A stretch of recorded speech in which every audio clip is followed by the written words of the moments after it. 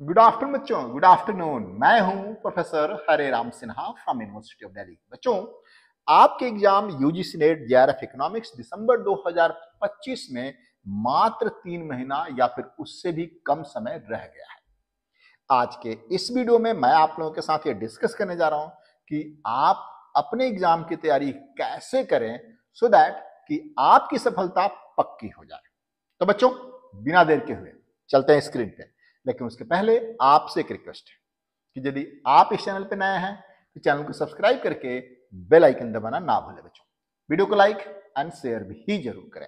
एक और इंफॉर्मेशन मुझे आपको देनी है बच्चों कि यदि आप GATE economics 2026, IIT exam economics 2026 या फिर सीयूटी पीजी इकोनॉमिक्स 2026 की तैयारी कर रहे हैं, तब आप ज्वाइन कीजिए मेरा अर्थबोध बैच। और यदि आप UGC NET JRF economics, PGT economics या फिर असिस्टेंट प्रोफेसर इकोनॉमिक्स की तैयारी कर रहे हैं, तब आप ज्वाइन कीजिए मेरा संकल्प बैच। ये दोनों बैचेस आपकी सफलता की गारंटी देते हैं, क्योंकि इन बैचेस में मैं आप लोगों को दे रहा हूं पूरे सिलेबस का वीडियो लेक्चर।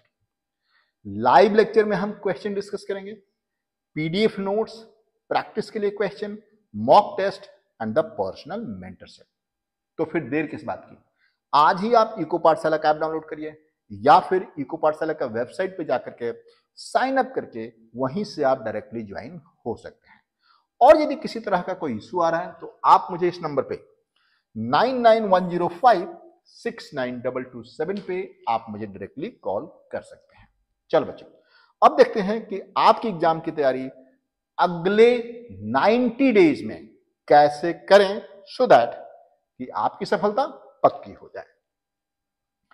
सबसे पहले देखिए, आप स्ट्रैटेजी समझिए।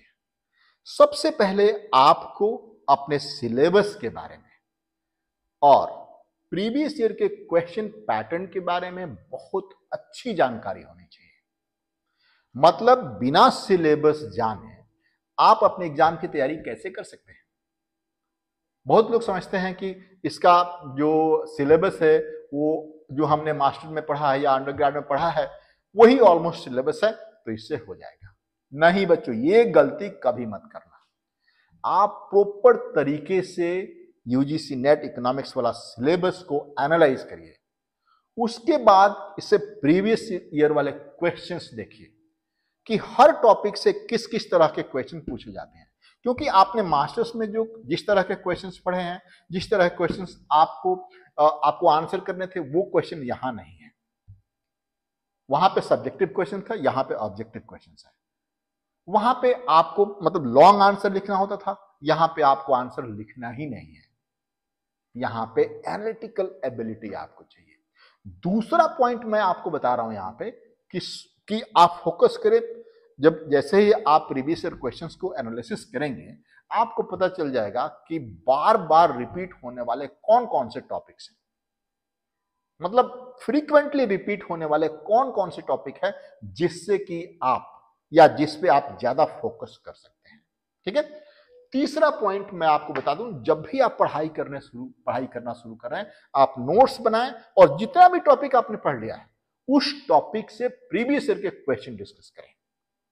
खुद करने की कोशिश करें। नहीं आ रहा है तो आप हमारे ग्रुप से जुड़ जाएं और उन ग्रुप में हमेशा डिस्कशन चलती रहती है, वहां से भी आप कर सकते हैं।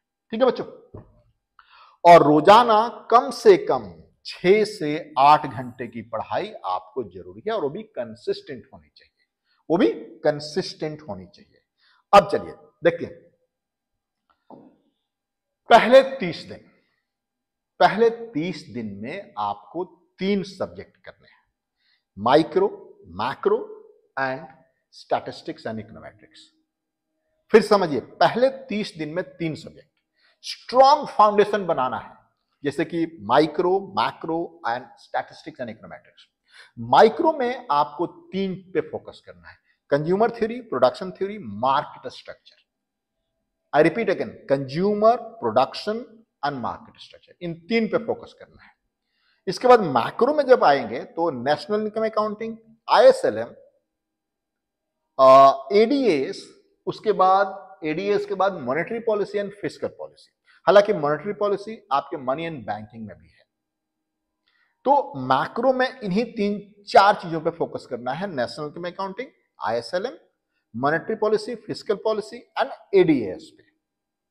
इसके बाद स्टैटिस्टिक्स एंड इकोनोमेट्रिक्स में आपको बेसिक स्टैटिस्टिक्स आनी चाहिए, प्रोबेबिलिटी आनी चाहिए, कोरिलेशन, रिग्रेशन, इन पे आप फोकस करें और फाइनली आप हाइपोथेसिस टेस्टिंग पे भी ध्यान दें। हाइपोथेसिस टेस्टिंग हर बार हर साइकिल में 1-2 क्वेश्चन उससे आता ही आता है। तो पहले 30 दिनों में ये 3 सब्जेक्ट आपको बहुत स्ट्रॉन्ग फाउंडेशन बनाना है, तब आप आगे बढ़िए। ठीक है बच्चों, अगले 31 से 60 दिन तक, 31 से 60 दिन तक आपके लिए development economics, Indian economy, international economics and econometrics के न्यूमेरिकल क्वेश्चन, मतलब अगले 31वें दिन से 60वें दिन तक आपको 4 टॉपिक करने हैं। वो टॉपिक कौन कौन से बच्चों? डेवलपमेंट इकोनॉमिक्स, इसमें आपको जो फोकस करना है ध्यान दीजिए। डेवलपमेंट इकोनॉमिक्स में जो आप फोकस करेंगे उसमें आपको ग्रोथ थ्योरीज, पहली बात ग्रोथ एंड डेवलपमेंट में डिफरेंसेस, ग्रोथ के मेजर करने के इंडाइसेस कौन कौन से हैं एंड डेवलपमेंट के मेजर करने के लिए इंडाइसेस कौन कौन से हैं, कौन कौन से तरीके हैं, ध्यान रखिएगा। ग्रोथ को मेजर करने के लिए इंडाइसेस कौन कौन से हैं एंड डेवलपमेंट के मेजर करने के इंडाइसेस कौन कौन से हैं। तो पहले growth theory, growth models, poverty and inequality, मतलब आप डेवलपमेंट इकोनॉमिक्स में इन 4 पे फोकस करना है। इसके बाद आप आइए इंडियन इकोनॉमी। इंडियन इकोनॉमी थोड़ा लंबा होता है और सबसे ज्यादा क्वेश्चंस भी आते हैं इसमें अप्रोक्सीमेटली 20 क्वेश्चन आते हैं। तो इसमें आपको Indian agriculture, Indian industry, planning, infrastructure, Indian monetary system, banking system, ये सारी चीजें इस पे आपको फोकस करना है। ठीक है, इंटरनेशनल इकोनॉमिक्स में आप देख सकते हैं थ्योरी ऑफ इंटरनेशनल ट्रेड, ध्यान रखिए इसमें 3 चीजें हैं, थ्योरी ऑफ इंटरनेशनल ट्रेड, उसके बाद इंस्ट्रूमेंट ऑफ ट्रेड, BOP यानी balance of payment and exchange rate, ये 4-5 चीजें इंटरनेशनल इकोनॉमिक्स पे फोकस करना है। आई रिपीट अगेन, फिर से इंटरनेशनल इकोनॉमिक्स में आप theory of international trade, instrument of international trade, balance of payment and exchange rate, ये आपको 4 चीजों पे इंटरनेशनल इकोनॉमिक्स में फोकस करना है।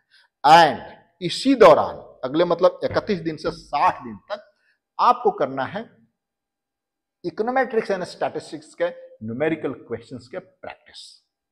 ठीक है बच्चों, पहले 60 दिन हमने कवर कर लिया। अब 61वें दिन से 90 दिन तक, देखिए 61वें दिन से 90 दिन तक अब आपको revision plus exam oriented strategy पे आपको फोकस करना है। यहां पे आपको environmental economics, public finance, welfare economics, mathematical economics में वैसे तो मेरे कोर्सेज में यदि आप पढ़ रहे हैं तो वहां तो मैं माइक्रो इकोनॉमिक्स से लेकर के डेवलपमेंट इकोनॉमिक्स और इंडियन इकोनॉमी का हर जगह मैं आपको न्यूमेरिकल सिखाता हूं और मैथमेटिक्स उसमें अप्लाई करने को मैं सिखाता हूं। तो मैथमेटिकल इकोनॉमिक्स भी आपको जानना है, ऑप्टिमाइजेशन, फंक्शन, आप डिफरेंशिएशन, इंटीग्रेशन, टोटल कॉस्ट से मार्जिनल कॉस्ट निकालना, मार्जिनल कॉस्ट से टोटल कॉस्ट निकालना, इस तरीके की चीजें आपको आनी चाहिए। उसके बाद आपको याद होगा linear programming and Lagrangian multiplier, ये भी आपको आना मस्ट है। ठीक है, एंड उसके बाद पिछले 10 सालों के क्वेश्चंस, फुल लेंथ क्वेश्चंस करें पिछले 10 सालों के। एंड पेपर 2 के ऑलमोस्ट हर रोज 1 से 2 मॉक टेस्ट करें। यदि ये स्ट्रेटजी आप फॉलो कर रहे हैं तो फिर आपका GRF कोई नहीं रोक सकता, ये मेरी गारंटी है। तो बच्चों आज के इस वीडियो में इतना ही बच्चों। थैंक यू बच्चों, आप कमेंट करके जरूर बताइए कि आपको ये वीडियो कैसा लगा। थैंक यू बच्चों, थैंक यू।